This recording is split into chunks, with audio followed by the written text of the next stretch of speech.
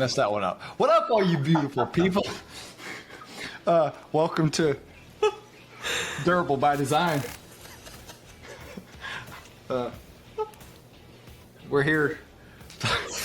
We're going to talk about how to start, how to make your service company not, well, for it, killing me, Crispy, for how to make it durable and endure pain and suffering and come out better.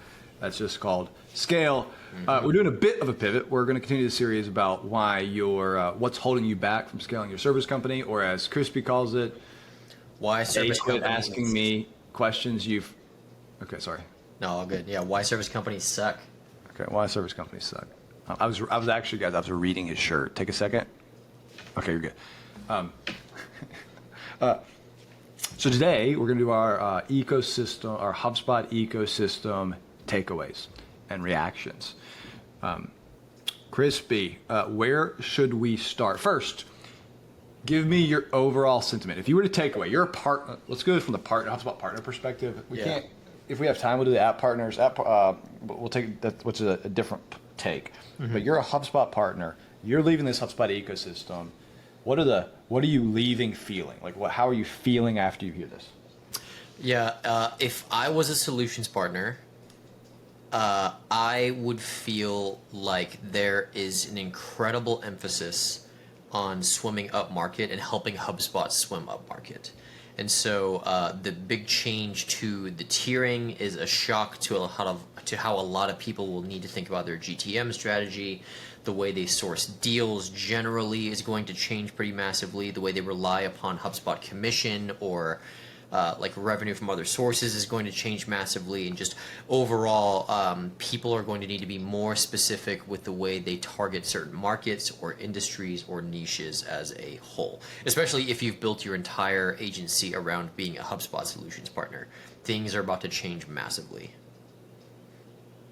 You didn't give me any feelings, you gave me logic. Let me tell you how I felt if I was a HubSpot solutions partner. I would have felt it's happening. And I felt jarred. And depending on what things you started to say, I would say, hey, this is a wake-up call, guys. This has been coming, but it's here. So what I'm going to explore today, our reaction of why do we feel great opportunity to either wildly succeed, or you need to run away from HubSpot. There's really there's a decision point from today, and that's what I'd be feeling. Holy crap, it's happening. Holy crap, it's happening. Let's talk about why we think that. So lead me through, Crispy, as we think about our HubSpot, this interaction. What's the number one, not necessarily order, but what's the number one takeaway that you would leave? A very specific thing. Hey, this is a takeaway I have as a HubSpot solutions partner.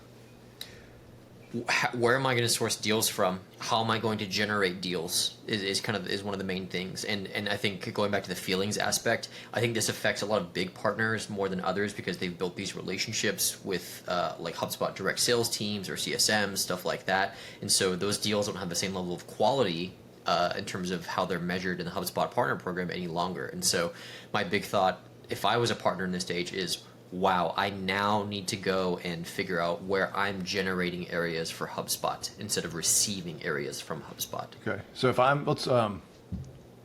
what is the specific action that makes you think this? What happened? What's HubSpot doing? From sold points to source points, that's a huge change. Let's call it sold points to source points. What the freak does that mean?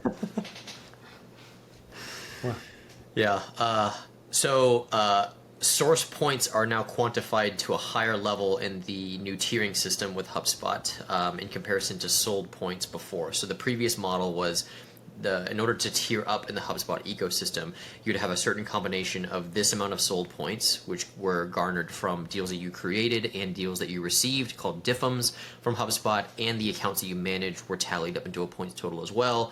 As you go farther up in that points list, then you get different tiers and levels of access to new HubSpot, like partner resources and things like that.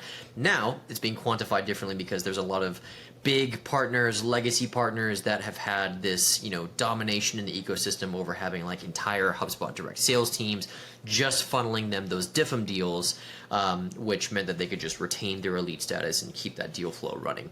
Now it's not going to be the same in the sense of if you want to remain an elite partner, and this will likely take place sometime in 2026, they have an entire year to figure out, okay, I have to now think about, if I want to stay relevant as an elite partner, how do I generate deals from other sources that are not HubSpot? Okay, let's work this out. I'm going to say, so Crispy, that probably made sense to a lot of people.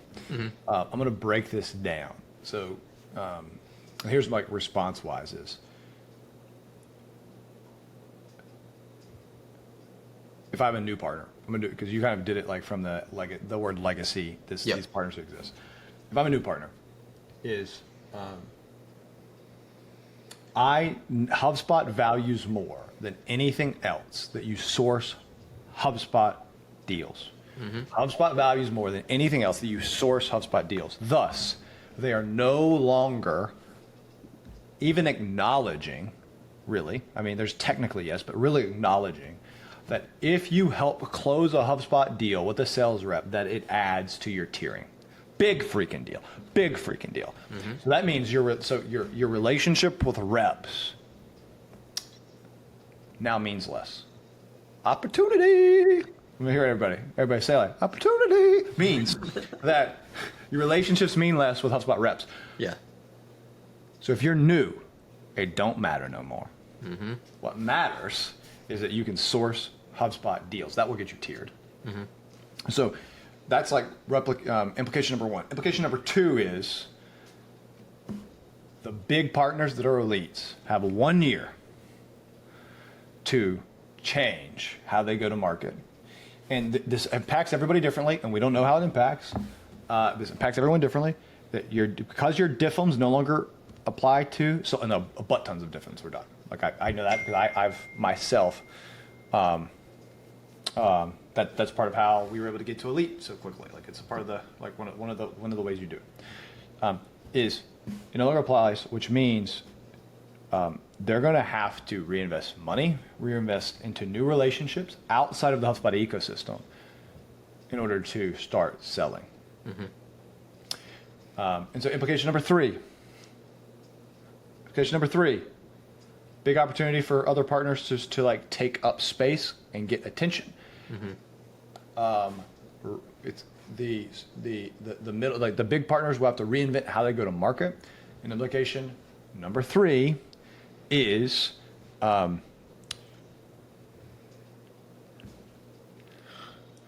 about to be some other partners coming in the ecosystem. Now I'm trying to so let's go. We'll talk, where are there a massive amount of people that don't use HubSpot? In the Salesforce ecosystem. Boom. Yeah. So I just I want you to like there will be more people like there will be more, and it'll be good. Now I'm going to sit for a second. This doesn't mean you can't make money. In fact, this doesn't mean you can't make money as a HubSpot implementation company. It doesn't mean you can't make money as a service company, because you make money not selling technology. You make money selling services. It's just going to be harder to be elite. Yep. It's going to be harder to be diamond than it's ever been before, because you're going to have to source net new deals, and the competitive advantage will be with those that already have relationships in other ecosystems, and they are devaluing the relationships in the HubSpot ecosystem. That's like the number one takeaway. Yep. Is HubSpot says, if you have relationships with other ladies, bring them to me. That's what Yeah, I think that's you're exactly right. And if I think about low-hanging fruit in terms of what are the best, if I was a partner and how I feel about this and how I'd react, the verticals or the things that I'd be looking into are... This is takeaway number two. Let's say, what do you do? So like, okay, one source. So now, okay, what do I do? Let's take takeaway number two. I would look into other CRM ecosystems and think about how you can start to be the partner that triggers migrations from other software and use HubSpot instead. That's a huge one, like you said with Salesforce. Huge one. I'm going to say this. I'm going to double down on this. Because when I was, so for better or worse, when I was doing rep partners, part of what, because this has been planning for a while. Like PDM, part of the PDM change has been happening. Yep. Part of inbound going to San Francisco. Like this is not out of the blue. This has been part of the business strategy for 2 to 3 years. Now, for better or worse, I may have helped confirm that this could work when I did Rev Partners. Why? Like when we were doing Rev Partners, the thing I went to market as is I even coined it like all the time. I'm the Salesforce Ripper. Like Salesforce RIP, baby. Yeah. Like, Yeah. And we was like, death to Salesforce. If you got a Salesforce instance and you're competitive, bring me in. And so just wanted to say yes, yes, yes, and it works. And it works. Okay, great, Crispy. Yeah, I would think of 2 other areas, and I think I would label these in order of what is the lowest hanging fruit and going up. Lowest hanging fruit to me is other CRM ecosystems and being able to provide a solution that rips something else out, right? Number 2 is find an industry, which is a little bit tougher in the sense of someone has either already tried this or you have to build a network and break into it. It's not easy to do this, and so I think that especially at a small scale, you have to find out the resources and all the things that you need in order to successfully breach into that, which is just like almost impossible. And then the third would be look into like private equity, venture capital relationships, stuff like that can help you branch out into funds or groups of businesses all simultaneously versus one-offs that are sporadic. Yeah, that would be another vertical. Yeah, if I had to like, and so we help a lot of. I mean, this is part of what we do at Super, right? Is help people. If you become a Super partner, we help you think about this because if service partners aren't winning deals, Super, like we lose. So yeah, this is all we think about. Just to go for a bit further in this is, let me give an example. Because if I was starting a HubSpot service company, here's what I would do. Oh, wait, not only here's what I do, here's what I did, right? It's like, this is not new. It's not new. This is what you just need to do. It is. I said, hey, we're a Salesforce Ripper. And I said, I'm the evangelist to the Southeast PE firms. And I literally, like that, like it was part of our 1 year, like we called it On Our Playground. And so we went to the Southeast, we went to all the VCs in Atlanta. There are no VCs in Mississippi, but like in Tennessee, and like in the Southeast, and we went to and we said and we would evangelize because they still don't. This is a huge opportunity. Those PE firms were born and bred in a sea of Salesforce, and they're so ripe. So this play, and you can rip and replace this play. Pick legacy Salesforce, whatever it is in your industry. Pick legacy thing, and go and be a prophet and evangelize where those people are. So we would go to their investor summits and we would speak about how to do it. So like there is a specific play and it's not hard. You can do it in a city. You could go to every EO event. You can go to every Vistage event. Like you just go to these places, pick, and I just recommend this very strong. Pick the industry or pick the segment and then slice it by region and go win, because people love working with people around them. Yep. And you can just be the evangelist of HubSpot to the person and the industry and the region you want. So I predict there will be things. I know what's happening. I'm not even predicting. I will just tell you now. There will be things like, I say it like, there will be things like Southbound. What is that play, guys? What is that play? Like, don't think this doesn't happen. That is a play. Yeah. That I envisioned 3 years ago. Yeah. Regional specific inbound. There's Winterbound by over there at Paragon. Avily does one. Hubble has their event. Guys, go do the play. Yeah. Oh, yeah, I think it's interesting as well because you mentioned earlier on big partners will have to change their GTM strategy. I think yes, and big partners will have to do GTM for the first time.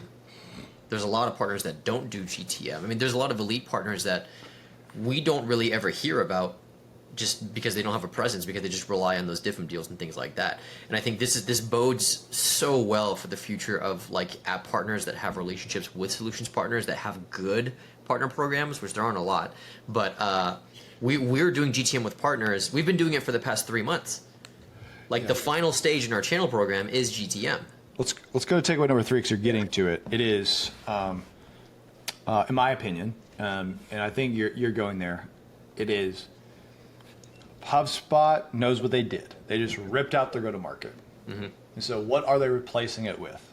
They're replacing it with something called, which is a golf tournament, PGA, Partner Growth Accelerator. So what they're going to do is they're going to incubate and fund a partner with an app partner and send them out into the wild and just do it a lot of times.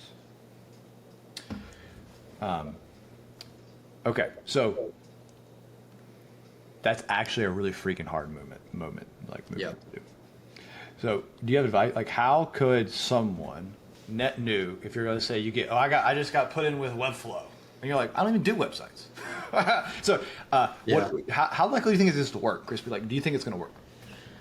It's hard to say. Like, I think that there are limitations in the current version of PGA that prevent partners from being successful, just transparently. And I think there needs to be a lot of things that change in it in order for it to be truly successful and impactful.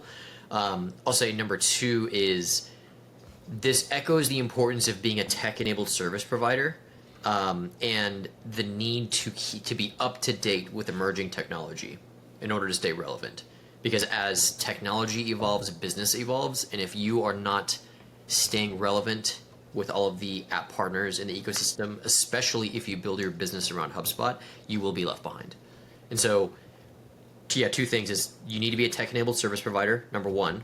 Number two, think about the solutions that you can build of, if you're the Ripper, how are you doing it? What's the system? And try to get paired up with that app partner. Yeah, there's a, so when I was building RP and our go-to-market was the Salesforce Ripper, what I never did really was like, I'm 100% HubSpot. I'm never doing anything else, and I'm going to rip Salesforce and build HubSpot instances, and that works. And there's places for that. This PGA has a different premise, because this PGA is the idea is predicated upon I have a service that uses another app, and there is a better together story. So, hey, I help you do forecasting, and I help you run your sales team. And because of that, we standardize on HubSpot and QuotaPath. Yep. And we're going to go to market, and we create this event in New York. And so what you're going to see from HubSpot, you're starting to see just like they're going to start putting these people together. There's going to be like the same solutions over and over again. And then they're going to go into like different, they're going to do what I just told you to do. Region specific, like just don't wait. Go do them. But next is, you can't, it's going to be really, really hard to only do HubSpot and tier, not win. You can just do HubSpot services, you just won't be able to tier. Yeah. You're going to have to be, I do business transformation and I help change. So this is what I help you digitally adopt, and you're going to have, you need platforms that you're already thinking about and you need to push them in.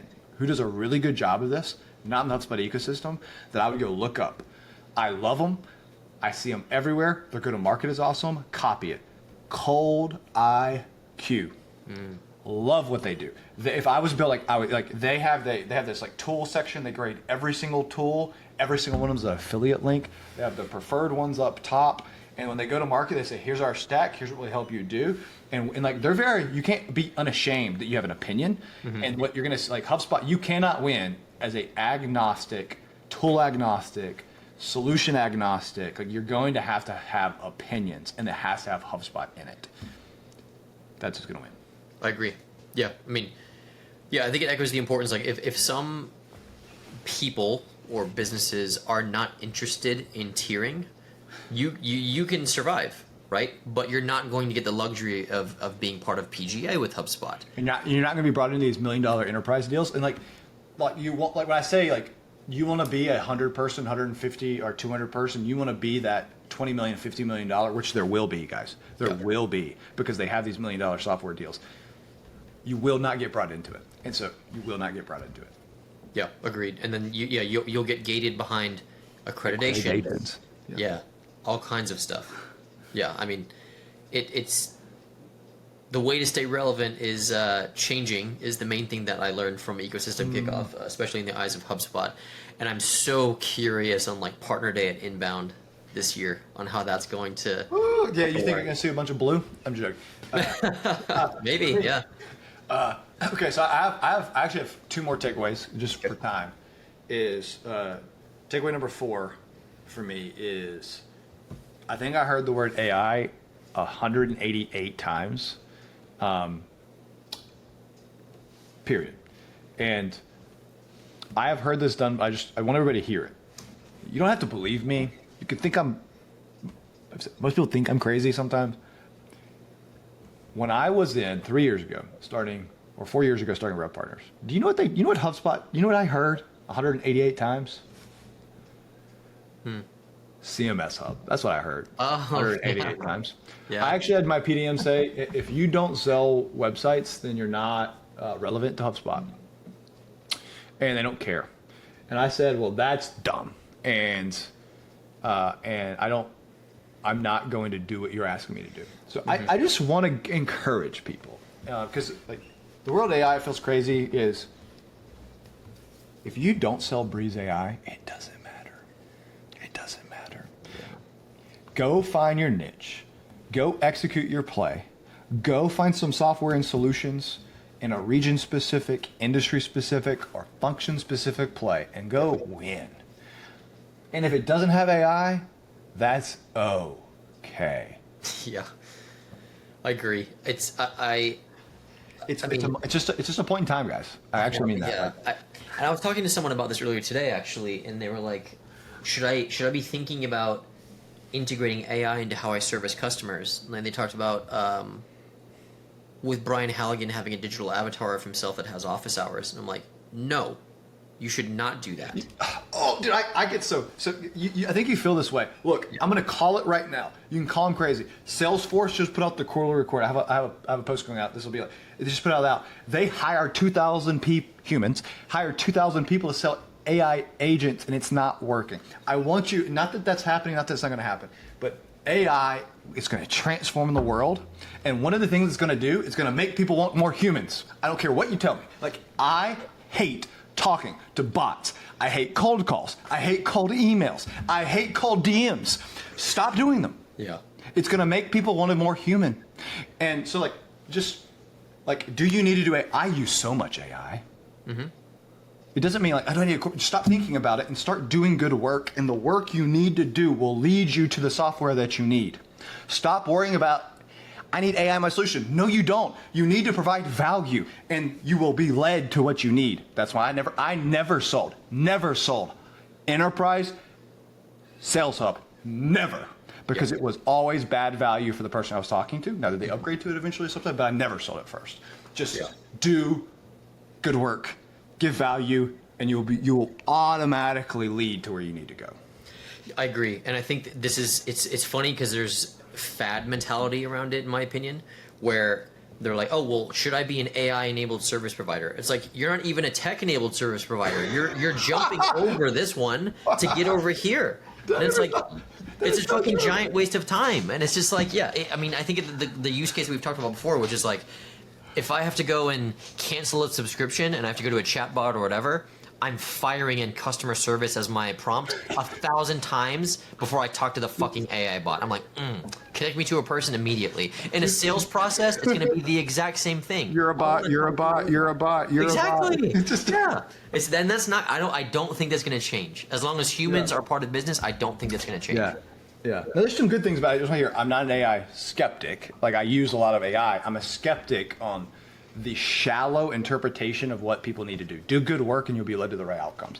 Unstructured data being used to create structured environments to engage in, brilliant. Do it. Don't think about it. Do it. Like, there's these things like, just don't, stop thinking, start doing. Okay. Sorry. My number. So, do you need to be an AI empowered service? I was going to tell you, no, you don't. In fact, you just need to provide value to people, and if it includes AI, that's great. Mm-hmm. Yeah. Be tech enabled first. Start there and evolve. Okay. Sorry, I got riled up. Almost forgot my next point. I love it. My last. I forgot my last takeaway, which is okay. That really fired me up. I've had to the HubSpot ecosystem. What I want people to leave away is I genuinely think this. and I'll continue. Now, this is like this point is HubSpot grew 20% revenue year over year. Salesforce did not. Salesforce is like their stock just dropped at the point of 5%. Look, HubSpot ecosystem is they're going to tell you something new to focus on every single year, and you need to adapt to it, and you need to respond. It's a game. Play the game. You're going to be given a new game every single year. The rules change. Go win the game. Figure out the game. Win the game. You want me to source deals? I'll go source deals. Figure out the game. You let me do difflums? I'm doing difflums. Go figure out the game. There's the biggest opportunity in the HubSpot ecosystem I've ever seen for new partners to take over. This is my last. There is the biggest opportunity I've ever seen. I think we're at a pinnacle. HubSpot's an arbitrage opportunity. Still not like it's this be all, industry leading, no matter what, use HubSpot, but it's almost there. And y'all have an opportunity to go be the elites of the future.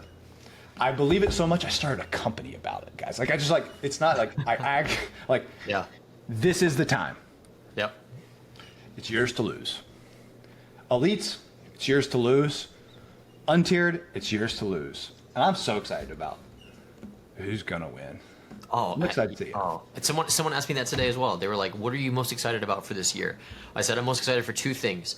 One is that the kings that have been at the top of the mountain are going to fall, and there's going to be a new rise of partners that are delivering way better work and way better like quality and value to customers than ever before. Two is that we get to help be part of the. We are the GTM revolution as our like channel program, which is just insane. Because if you're not doing GTM, like one thing to take away is like, if you don't do GTM, you will die. Like, it's very, very, very clear. If you ignore your go-to-market strategy, you will not survive. And we get to help partners do that in better ways. Yeah. So I'll announce it here. We haven't talked about it. Totally new. We're launching a new Excel. We will be launching our own. We won't call it a golf course because that like cost like it just doesn't make any sense. But we will have our own. We will have our own accelerator that to help build inside the ecosystem. And it will be for some partners. So there will be more details. We're still cooking it, but it'll be coming out, and we're gonna help do what HubSpot wants. Cause play the game. That's right. Okay, everybody. Crispy, what does your shirt say out loud? Hey, quick question. Are you fucking kidding me? Okay, everybody sit with that for a long time. Stay awesome. That was the quote from yesterday, leaving the ecosystem kickoff. Anyway, everybody stay awesome. Keep doing it big. Never stop believing. See ya. Adios.